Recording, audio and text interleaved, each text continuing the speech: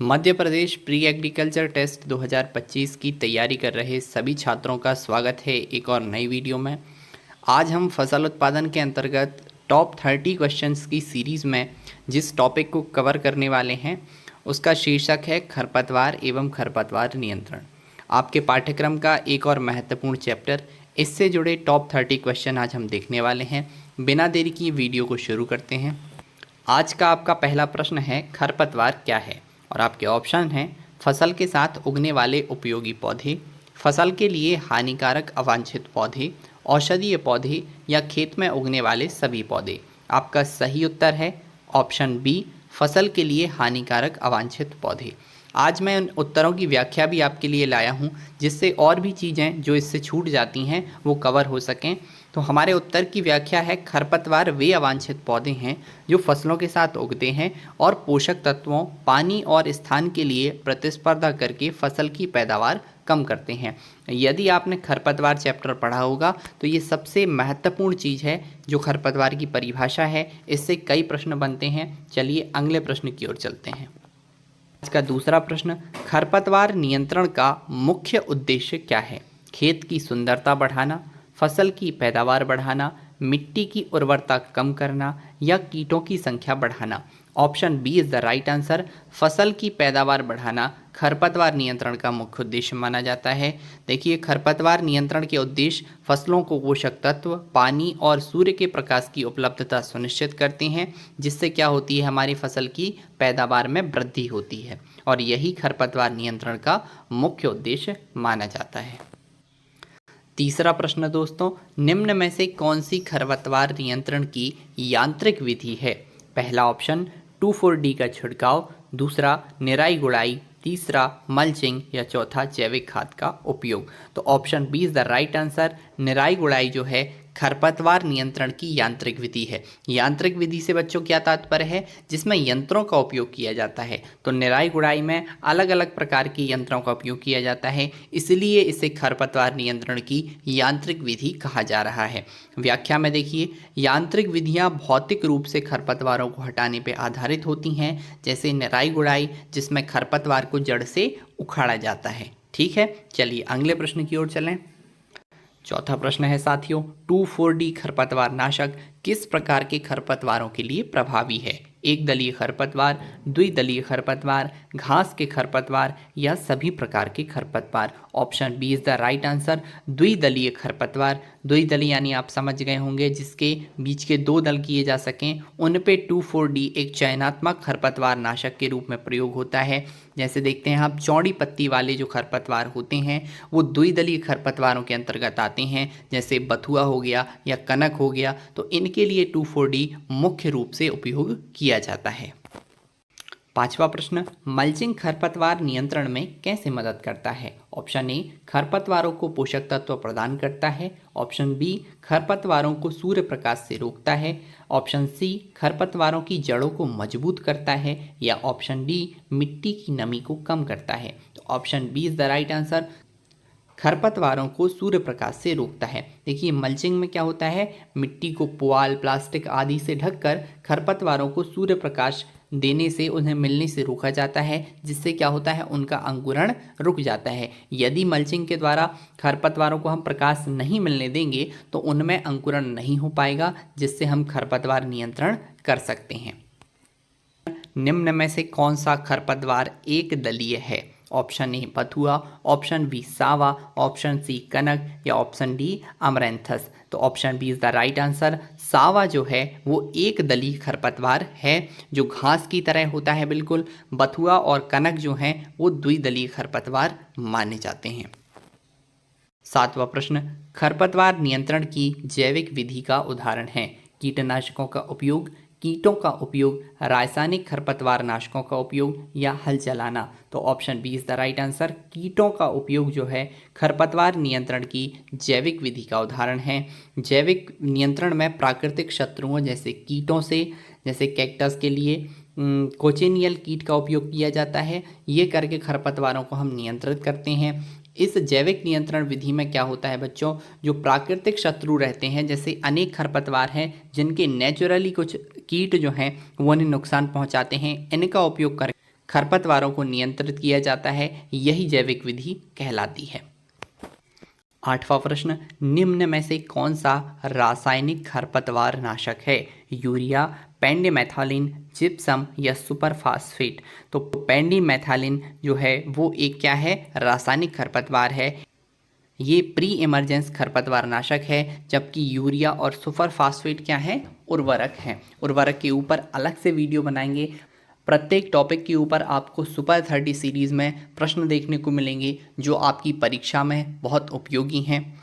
आप प्लेलिस्ट में जाकर शुरू से लेकर आगे आने वाली सभी वीडियोस देख सकते हैं। चैनल को सब्सक्राइब अवश्य कर लें। चलिए चलते हैं अगले प्रश्न की ओर।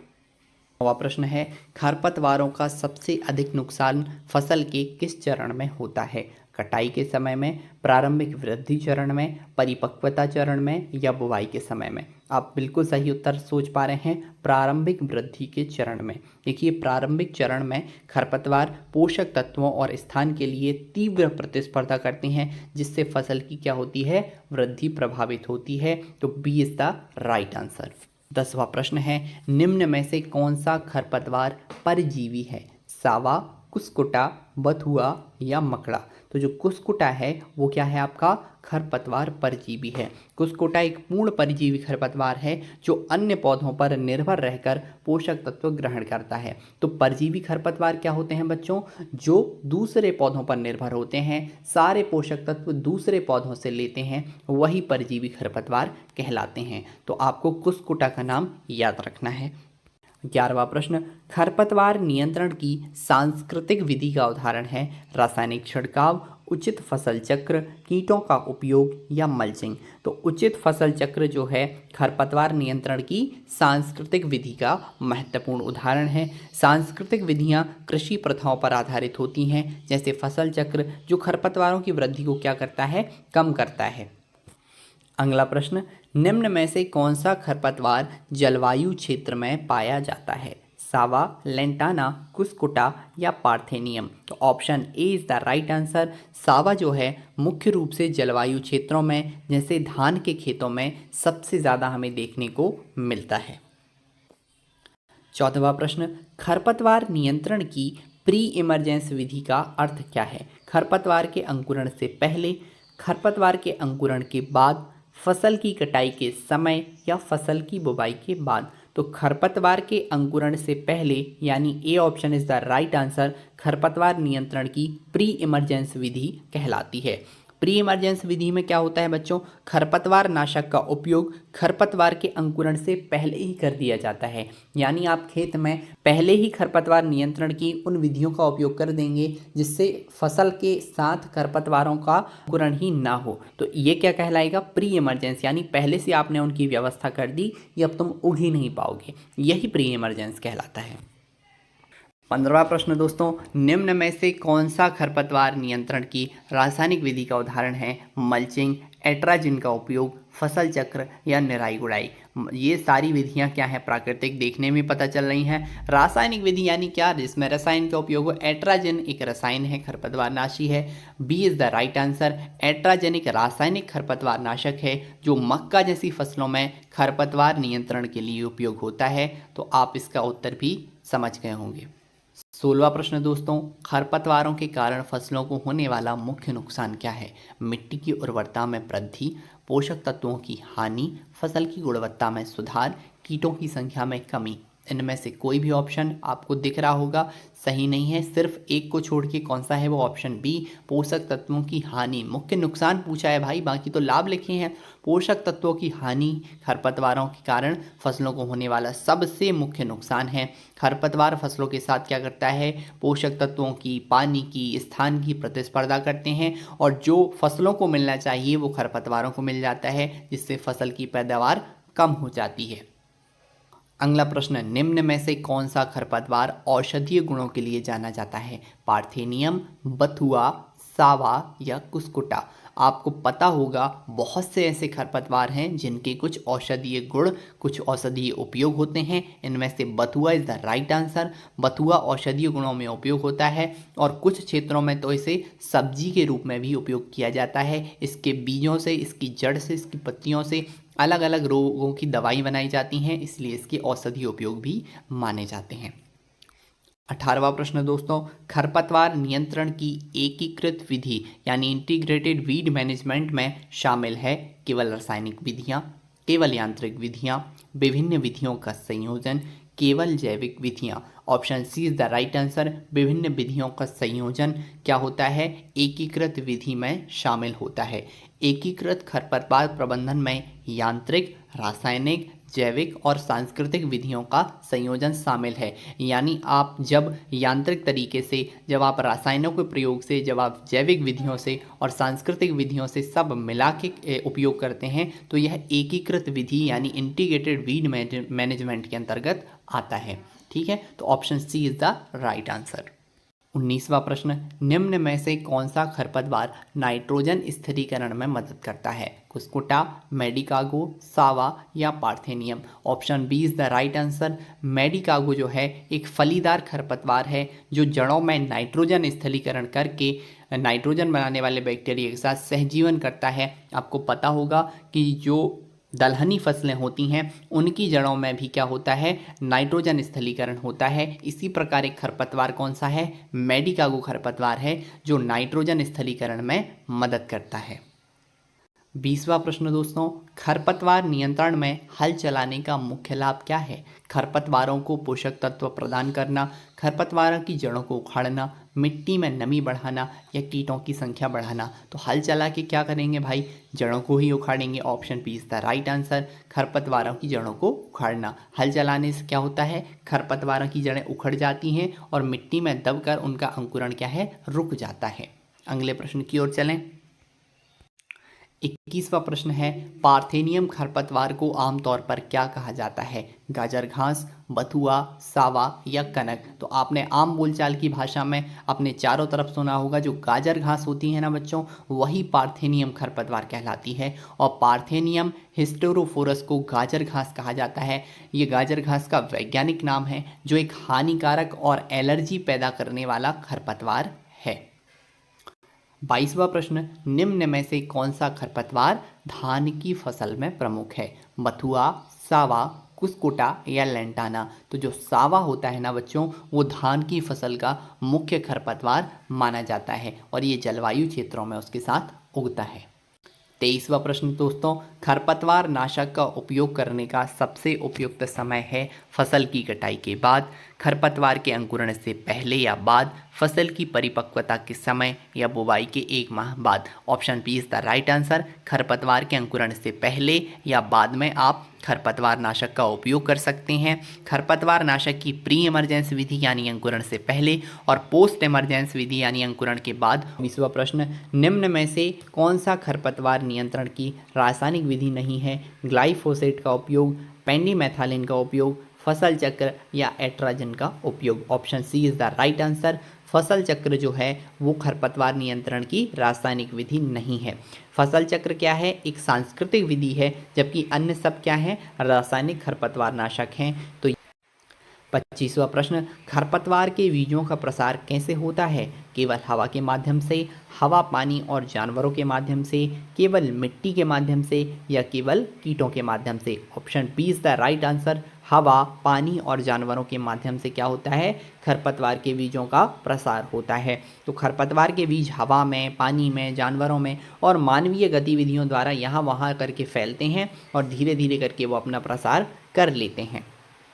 26वां प्रश्न, निम्न में से कौन सा खरपतवार नियंत्रण की प्राकृतिक विधि है? मल्चिंग, 2,4-D का उपयोग, हल चलाना या ग्लाइफोसेट का उपयोग। तो option A is the right answer. Mulching क्या है? खरपतवार नियंत्रण की एक प्राकृतिक विधि है जो मिट्टी को ढककर खरपतवारों की वृद्धि को रोकती है।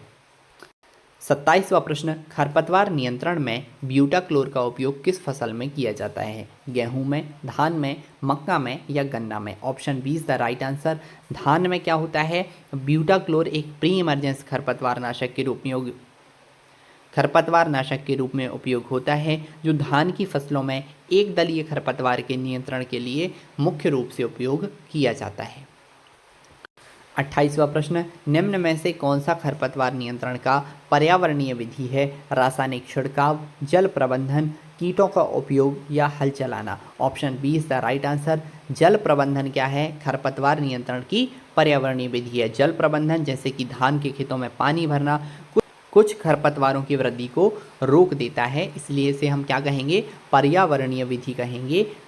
जल प्रबंधन यानी water management is the right answer. 29वां प्रश्न दोस्तों, खरपतवारों के कारण होने वाली हानि का अनुमान कितना है? 5 से 10, 10 से 50, 50 से 70 या 70 से 90। तो ऑप्शन 20 द राइट आंसर। 10 से 50% तक क्या होता है? खरपतवारों के कारण हानि होने का अनुमान रहता है।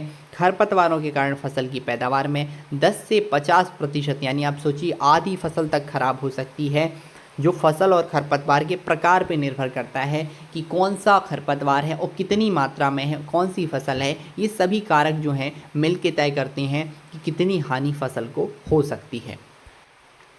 आज के हमारे सुपर 30 सीरीज़ की वीडियो का अंतिम प्रश्न, निम्न में से कौन सा खरपतवार नियंत्रण का सबसे प्रभावी विधि मानी जाती है? केवल रासायनिक विधि, केवल यांत्रिक विधि, एकीकृत खरपतवार प्रबंधन या केवल जैविक विधि? Option C is the right answer.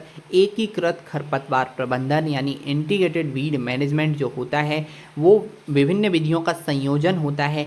इसमें रासायनिक, यांत्रिक, जैविक, सांस्कृतिक, पर्यावरणीय सभी विधियां सम्मिलित होती हैं।